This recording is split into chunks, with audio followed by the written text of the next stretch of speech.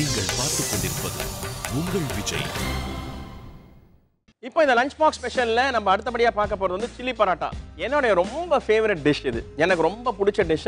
நான் வந்து சின்ன வயசுலேருந்து இந்த டிஷ்ஷை வந்து ஸ்பெஷலைஸ் பண்ணியிருக்கேன், பண்ணி பார்த்துருக்கேன். எனக்கு ரொம்ப ஃபேவரட்டான டிஷ்ஷுன்னு சொல்லலாம். ஸோ இது வந்து லஞ்ச் பாக்ஸுக்கு ரொம்ப ஆப்டான டிஷ். ஒரு ஆனியன் ரைத்தா பண்ணிவிட்டு இந்த சில்லி பரோட்டா பண்ணி கொடுத்துட்டிங்கன்னா மத்தியானம் இல்லை சாயங்காலம் வரைக்கும் அதை வச்சு சாப்பிட்லாம். ஒன்றும் ப்ராப்ளமே இல்லை, அவ்வளோ நல்லா இருக்கும். ஸோ இந்த சில்லி பரோட்டா எப்படி பண்ணுறது நான் சொல்கிறேன். யூஸ்வலாக வந்து வீட்டில் பரோட்டா பண்ணி வச்சுருந்தோன்னா மீந்து போச்சுன்னா அதை நம்ம ஃப்ரிட்ஜில் வச்சு மறுநாள் காத்தால யூஸ் பண்ணிக்கலாம். அப்படி இல்லைன்னா ஃப்ரெஷ்ஷாக பரோட்டா பண்ணுறதுன்னா நான் முதல்ல ஃபஸ்ட்டு டிஷ் பண்ண தெரியுமா, அந்த சப்பாத்தி ரோல் ஒன்று பண்ணேன் உங்களுக்கு ஃப்ராங்கி. அதே மாவை வச்சு பரோட்டா மாதிரி ரோல் பண்ணி இது மாதிரி வச்சுக்கலாம். இது மாதிரி வச்சதை நம்ம ஒரு டவாவில் நல்லா லேயராக பண்ணியிருக்கேன். நான் அந்த பண்ண பரோட்டாவை இது மாதிரி வீசி நல்லா தேய்ச்சி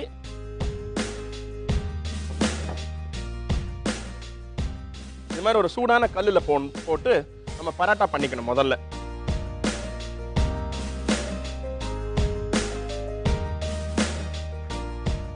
நம்ம வந்து அந்த முதல்ல பண்ண சப்பாத்தி வந்து பிளெயினாக தேய்ச்சி அப்படியே வந்து அதை வந்து கல்லில் வச்சு போட்டோம். இது ஒன்றுமே இல்லை, நம்ம வந்து மாவு வச்சு தேய்ச்சோம், அதாவது மைதா மாவு வச்சு தேய்ச்சோம் அந்த சப்பாத்தியை.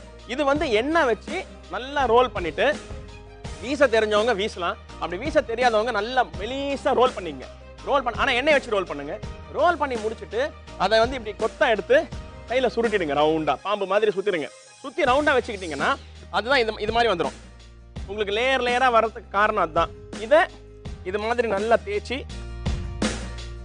இந்த பரோட்டா பண்ணுறதுக்கு மட்டும் நீங்கள் தேய்க்கிறதுக்கும் சரி அந்த லேயர் பண்ணுறதுக்கும் சரி டால்டா யூஸ் பண்ணிங்கன்னா ரொம்ப நல்லா வரும். அந்த டால்டா வந்து பரோட்டா வந்து நல்லா சாஃப்டாக இருக்கும். ஸோ அது மாதிரி டால்டா வச்சு பண்ணிங்கன்னா கூட நல்லா வரும். ஸோ இது மாதிரி அந்த பரோட்டா போட்டோன்னே நல்லா ஆயில் போட்டு ரெண்டு சைடும் நல்லா கோல்டன் ப்ரௌன் கலராக வர்ற மாதிரி ஃப்ரை பண்ணுங்க. பரோட்டா பண்ணும்போது அந்த சப்பாத்தி மாவு மாதிரி தேய்ச்சி அது உள்ள நல்லா டால்டாலாம் போட்டு கொத்தா எடுத்து ரோல் பண்ணி வச்சிட்டிங்கன்னா நல்லா ஊறிடும். அதுக்கப்புறமா எடுத்து நீங்கள் ரோல் பண்ணி கல்லில் போட்டிங்கன்னா ரெண்டு சைடுமே ஒரு 5 நிமிஷம், இந்த பக்கம் ஒரு 5 மினிட்ஸ் அந்த பக்கம் ஒரு 5 மினிட்ஸ் ஹை ஃப்ளேமில் வச்சு குக் பண்ணிடுங்க. இது வந்து முந்தின நாள் உங்களுக்கு டைம் இருந்ததுன்னா மாவு பண்ணி பரோட்டாவை பண்ணி ஃப்ரிட்ஜில் வச்சுருங்க, ரொம்ப ஈஸி. அதுக்கப்புறமா காலைல எழுந்து அதை நல்லா சாப் பண்ணி நீங்கள் மசாலாவில் டாஸ் பண்ண வேண்டியதான் வேலை. இதில் இன்னொரு ப்ராசஸ் இருக்குது. இதை ஃபைனாக நான் சாப் பண்ண போகிறேன். சாப் பண்ண பிறகு ஆயிலில் ஃப்ரை பண்ண போகிறேன். அது இன்னொரு மெத்தட்.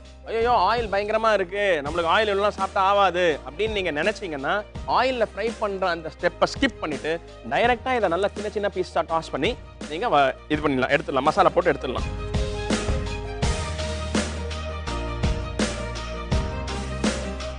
இப்போ பார்த்தீங்கன்னா நல்ல லேயராக ஃபென்டாஸ்டிக்காக குக் ஆகிடுச்சு இந்த பரோட்டா. இந்த பரோட்டா இப்போ நான் எடுக்க போகிறேன்.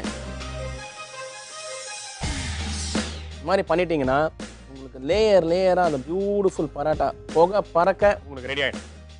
ஸோ இந்த பரோட்டாவை வந்து இப்போது ஒரு கட்டிங் போர்டில் அடுக்கி இது மாதிரி சின்ன பீசஸாக கட் பண்ணிக்கணும்.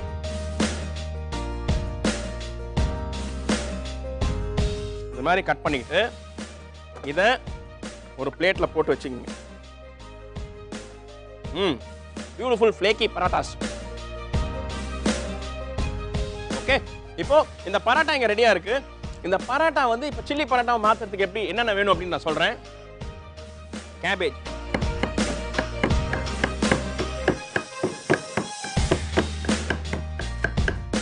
மாதிரி கேபேஜ் கொஞ்சம், குடமிளகா,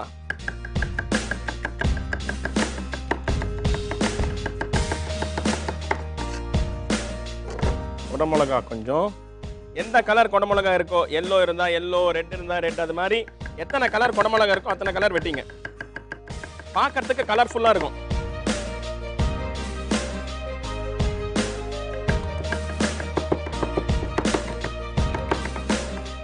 இந்த மாதிரி கலர்ஃபுல்லாக குடமிளகா, கேபேஜ், இது மாதிரி ஸ்லைஸ் பண்ண ஆனியன்,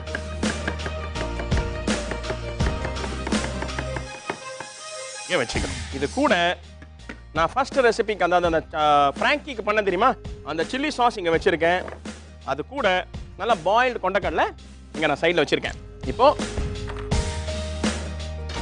இதுக்கு காரம் கொடுக்கறதுக்கு ஒரு பச்சை மிளகா, இது மாதிரி ஸ்லிட் பண்ணி வச்சுக்கிட்ட ஒரு 2 பச்சை மிளகா. இந்த பச்சை மிளகாவும் இங்கே சைடில் ரெடி பண்ணி வச்சுங்க. அதே மாதிரி இதுக்கு எல்லாம் ரெடி ஆன பிறகு கலர்ஃபுல்லாக இருக்கிறதுக்காக கொஞ்சம் நல்லா கழுவி சுத்தமாக கட் பண்ணி வச்சிருக்கிற கொத்தமல்லி தழை நல்லா ஃபைனாக சாப் பண்ணிங்க. ஓகே, இப்போ நான் ஒரு பேன் வச்சிருக்கேன். இந்த பேனில் சூடான பிறகு கொஞ்சம் ஆயில் நல்லா ஸ்ப்ரே பண்ணிக்கிறேன். இந்த ஆயில் நல்லா சூடான பிறகு முதல்ல பச்சை மிளகா,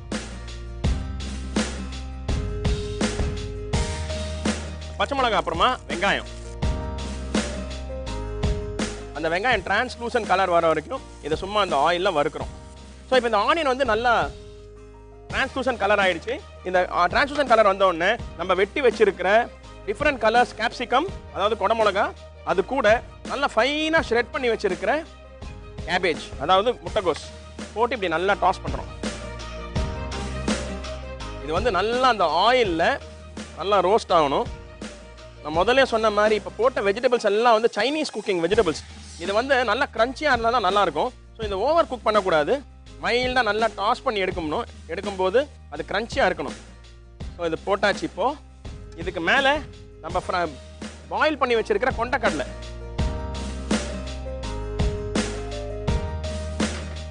அதையும் போட்டு நல்லா டாஸ் பண்ணுறோம். இந்த டிஷ்ஷுக்கு தேவையான உப்பு,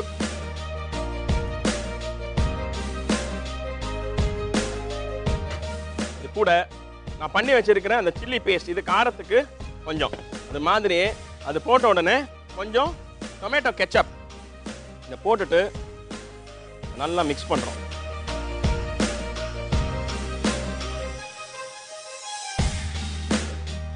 மிக்ஸ் பண்ண உடனே நம்ம இங்கே முதல்ல ஃப்ரை பண்ணி வச்சிருக்கிற பரோட்டா நல்லா சின்ன சின்ன பீசஸாக கட் பண்ணியிருக்கோம். பரோட்டாவை இதில் போடுறோம். போட்டுட்டு இதை ஃபுல்லாக மிக்ஸ் பண்ணுறதுக்கு டாஸ் பண்ணுறோம்.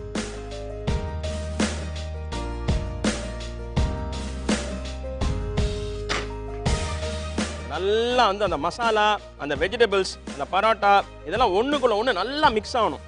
அப்போ தான் அது சாப்பிடும்போது நம்மளுக்கு நல்ல அந்த பரோட்டா கூட அந்த மசாலாவோட ஃப்ளேவர்ஸ், அந்த வெஜிடபிள்ஸ், க்ரன்ச்சி வெஜிடபிள்ஸ் அதெல்லாம் கிடைக்கும். இப்போது இது நல்லா மிக்ஸ் ஆகிடுச்சு. நீங்கள் பார்த்தீங்கன்னா பரோட்டா கலர்லாம் மாறி போச்சு, அந்த மசாலாலாம் அதில் மிக்ஸ் ஆகிருக்கு. இதில் கொத்தமல்லி இலையை போட்டு திருப்பி நல்லா டாஸ் பண்ணி, வாவ் பியூட்டிஃபுல். See பாருங்க எவ்வளோ பியூட்டிஃபுல்லாக கலர்ஸ் எல்லாம் மிக்ஸ் ஆகி அந்த மசாலாலாம் அதில் நல்லா ஒட்டிக்கிட்டு அந்த ஆனியனோட கிறிஸ்பினஸ், அந்த கேப்சிகமோட கிறிஸ்பினஸ், அந்த கேபேஜோடைய அந்த மைல்டாக ரோஸ் ஆன கேபேஜோட ஃப்ளேவர், இதெல்லாம் வந்து it's an unbelievable combination. Wow beautiful, fantastic. ஈஸியாக வீட்டில் மிஞ்சி இருக்கிற பரோட்டா வச்சோ சப்பாத்தி வச்சோ நம்ம கட் பண்ணி சுலபமாக 15-20 நிமிஷத்தில் ரெடி பண்ணக்கூடிய சில்லி பரோட்டா. இது கூட ஃபேண்டாஸ்டிக்காக நல்ல தயிரில், கட்டி தயிரில் வெங்காயத்தை சாப் பண்ணி போட்டு கொஞ்சோண்டு உப்பு போட்டு கொத்தமல்லியை போட்டு ஒரு ரைத்தா பண்ணி இது கூட சர்வ் பண்ணுங்க. This will be a fantastic lunch. Chilli parotta.